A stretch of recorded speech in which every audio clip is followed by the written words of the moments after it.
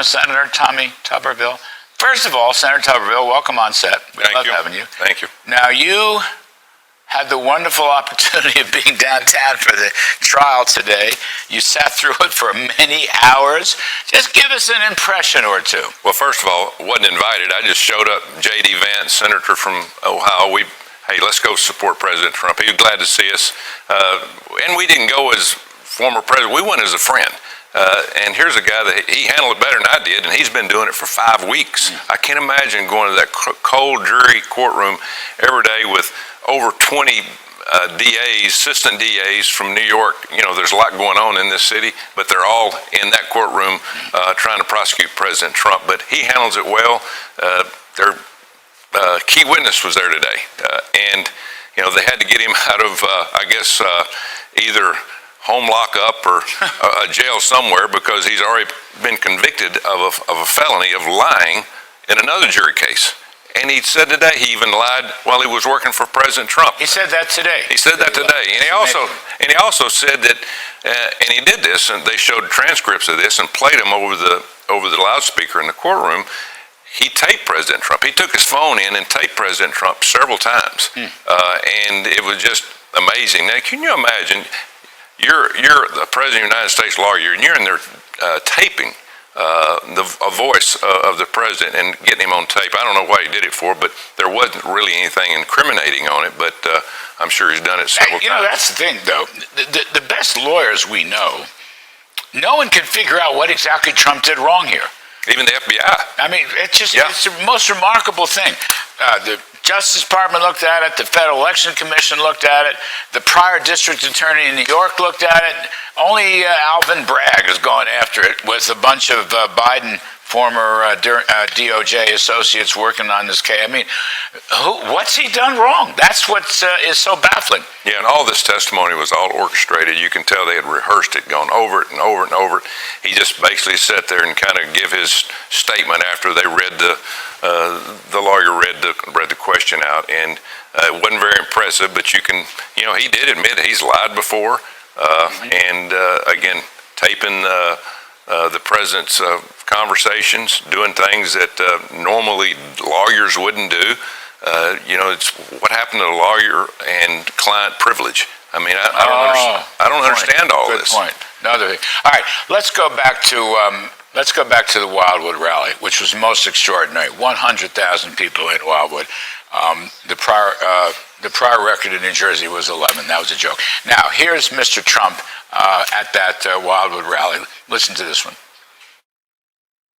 I have great respect for the office of the presidency. I never used to talk about Biden this way until he did something that you can't do. He indicted a very popular president. It's not going to win, and it's really backfired. In fact, I heard they were going to do a couple of other things, and they said from Washington, don't do it, please don't do it. We're indicting him into the White House. He's going to be indicted into the White House. Really quite remarkable. But the key point, I think, is, you mentioned it, I think that the needle hasn't moved, and it's probably backfire against Joe Biden. People see this for what it is. And it may be true, Senator Tuberville, from the other cases as well. Your thought? Yeah, and you can tell this is all orchestrated, and President Trump said that. This comes from President Biden. This all comes from the White House. All these indictments are coming from the White House, putting pressure on President Trump. But as you said, it's backfiring. It's giving him, he couldn't afford, you know, all this advertising he's getting, no matter good or bad. But it's just unbelievable. But again, President Trump's, he's doing, I can't believe it. I mean, he sits there all day and he's good spirits. He knows he's going to have an opportunity to get through this. Hopefully he doesn't have to fight any more of these. Look, the indictments are starting to kind of unravel as we go down the road here. But he knows he's got to get out and start campaigning, but his numbers are way up. He actually read those today. I think he's ahead of every poll except for one in the swing states, and it's even getting better in that one. And he may be expanding the base. Just what is your political instinct? People are saying, Mr. Trump is saying, people are saying, polls are closing Minnesota, Virginia. I'm going to bet you the New Jersey polls closed quite a bit. Is he expanding his base? Yeah, he's going to give a run in New York. You wait and see what I tell you. And you said he's going to do a big rally. I don't know where it's going to be. but he's going to do it. I'm hoping for Yankee Stadium, 75,000 people. But then we're going to have to expand the healthcare facilities because AOC and her crowd, they're going to need more mental health counseling. I don't know if we can afford it, Senator. Another joke. Yeah, well, he's making a lot of progress, but he's making it on two ways, Larry. His, personality and being a leader, and the other one is Joe Biden and the Democrats are ruining this country. Our country is in bad trouble, from the border to crime to inflation. Everything is going wrong. There's not one good thing happening right now. We're looking down the barrel of 3 wars overseas. We couldn't fight one right now with the military we have. We're so woke. But that being said, President Trump is the guy that can wake this country up and get us back on the right track. Let's roll some tape on Trump and Wildwood about the immigration, the illegal immigration invasion. Here it comes.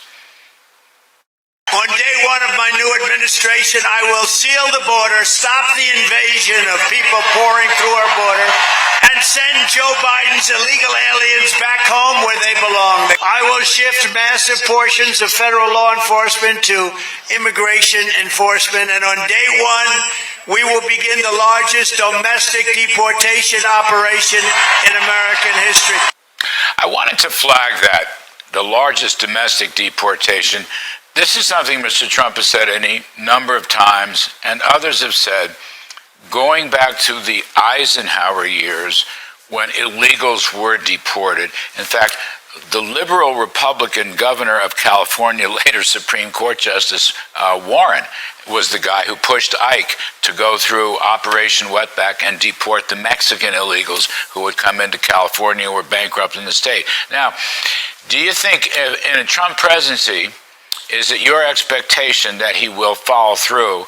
And if you can get a Senate that's Republican, they can start a large move. I don't know if they get everybody, certainly the criminals, to deport the illegals. Yeah, he's going to have a lot of cooperation, but he's told me for a year, Larry, that he's going to do this. He said, we have no choice. Mm-hmm. And it is. It's costing us a fortune to take care of these people coming across. Our veterans are suffering because they're using our VAs in health care.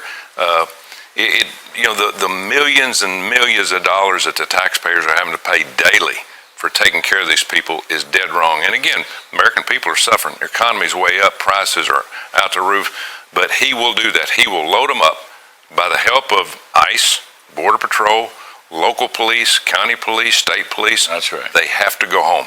We cannot. Now, we need people here, obviously. We need people. We want good people here, but we can't take everybody. The American people can't afford it. Mm-hmm. We got places for them to live, but we can't afford to have them here at one time. Mm-hmm. And we need immigrants, and we've done that forever, but we're all immigrants. You know that. But, yes, sir. Yes, sir. But President Trump, he understands a program of legal immigration. Yeah. Desperately, we need a reform program, legal immigration. And part of that program is going to have to be deportation. Chad Wolf, former DHS secretary under Trump, has a very good piece about deportation on Fox News Digital. Senator Tuberville, last one. You're leading the charge to repeal this Corporate Transparency Act. I didn't even know about this until the great Emery Cox told me about it. What is this?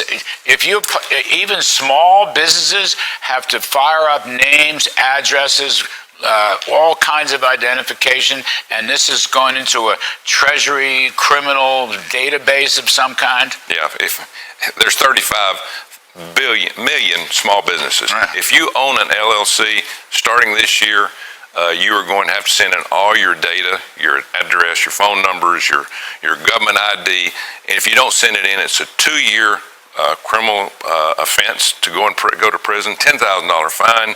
They want it to make sure they can keep an eye on you. They say, well, it's for these criminal groups that are shady. Well, wait a minute. Criminals are not going to give you their information. The good folks are going to end up having to pay for this. And what it's going to do, it gives the IRS an eye on all LLCs, all small businesses. And when they want to go in, if you forget to send that in every year and report yourself, you're going to have to pay a price for it through the IRS. Can you reverse this thing? We're going to try to reverse it, and they snuck it in the NDAA right after President Trump got out. And again, they said criminal activity. That's criminal activity. Right. Yeah. Got it. All right. Senator Tommy Tuberville, thanks for visiting with us. We